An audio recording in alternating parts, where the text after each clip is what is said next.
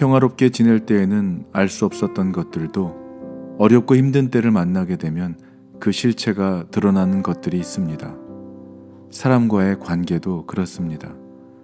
그동안 친하게 지내오던 사람들도 막상 어려운 일이 생기면 나 몰라라 하는 사람들이 있는가 하면 별로 가깝게 지내지 않았던 사람이었음에도 불구하고 마치 자기 일처럼 어려움을 함께 이겨나갈 수 있도록 옆에서 힘이 되어주는 분들도 있습니다. 평소에 아군인 줄 알았던 사람이 적군이 되기도 하고 적인 줄 알았던 사람이 오히려 나를 돕는 내 편이 되어주기도 합니다.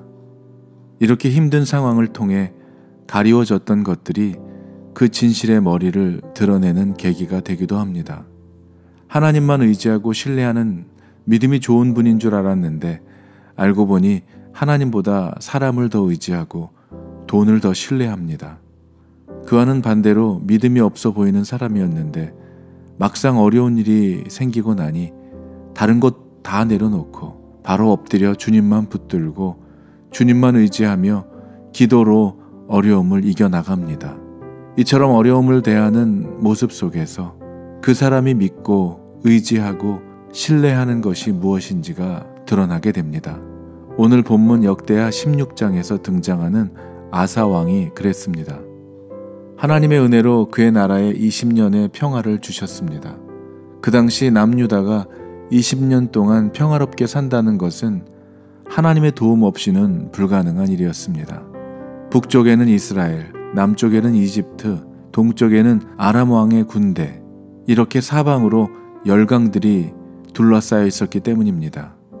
아사 왕은 자기의 아버지와 할아버지, 그리고 증조 할아버지인 솔로몬이 남겨두었던 우상들을 모두 없애고 부수어 버렸을 뿐 아니라 그 자리에 하나님의 말씀을 세우는 개혁을 주도했던 심지가 굳은 왕이었습니다.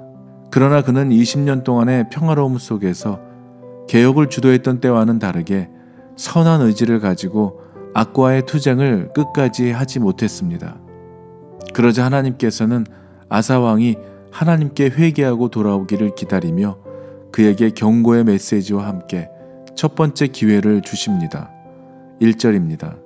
아사왕 제36년에 이스라엘 왕 바하사가 유다를 치러 올라와서 라마를 건축하여 사람을 유다 왕 아사에게 왕래하지 못하게 하려 한지라.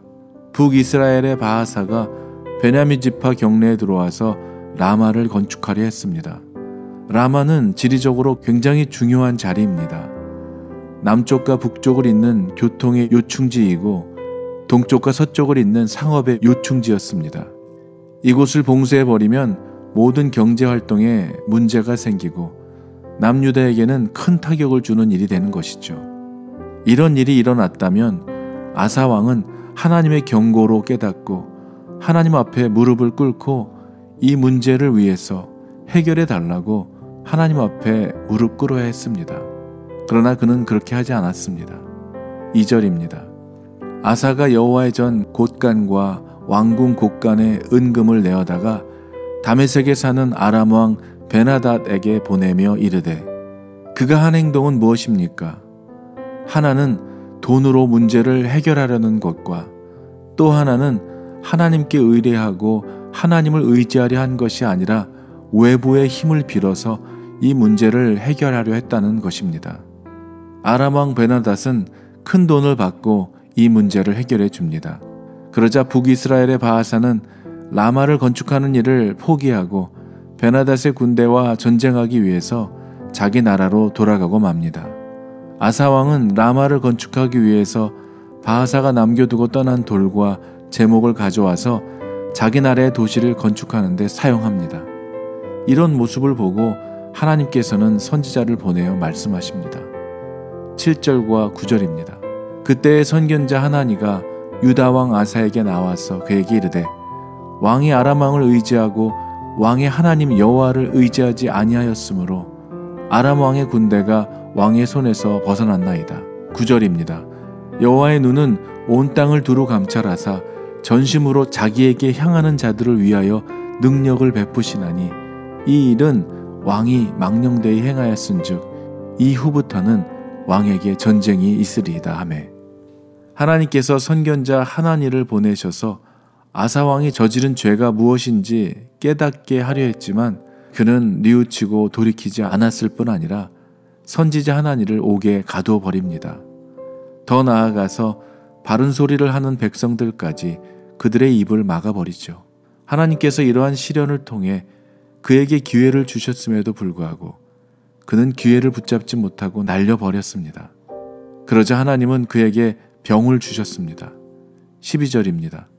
아사가 왕이 된 지 39년에 그의 발이 병들어 매우 위독했으나 병이 있을 때에 그가 여호와께 구하지 아니하고 의원들에게 구하였더라. 그는 이렇게 하나님께서 주시는 마지막 기회까지 놓쳐버리고 말았습니다. 20년의 평화 가운데 변질되어 버린 죄에서 돌이키지 못했던 아사 왕에게 라마를 건축하는 것, 이것은 큰 위기였지만 그에게는 하나님께 돌이킬 수 있는 기회였습니다. 그래도 돌이키지 않자 하나님은 선견자 하나니를 보내주셨습니다. 두 번째 기회였죠. 그럼에도 돌이키지 않자 하나님은 그에게 병을 주셨습니다. 세 번째 기회였습니다. 하지만 그는 마지막 기회조차 하나님께 엎드려 생명을 살려달라고 구하지 않고 오히려 의사만 찾고 의사만 의지합니다. 사랑하는 여러분, 우리 인생에 아무런 문제가 없는 평화 가운데 살아갈 때라도 날마다 하나님 앞에 바로 서 있어야 할 뿐 아니라 혹시라도 우리가 연약하여 악한 길로 가고 있을 때 우리에게 허락하시는 어려움과 문제 앞에서 온전히 하나님께 돌아와 엎드려 회개하고 주님께 온전히 모든 것을 맡기고 의지함으로 승리하는 여러분들이 되시기를 주님의 이름으로 축원합니다. 아멘.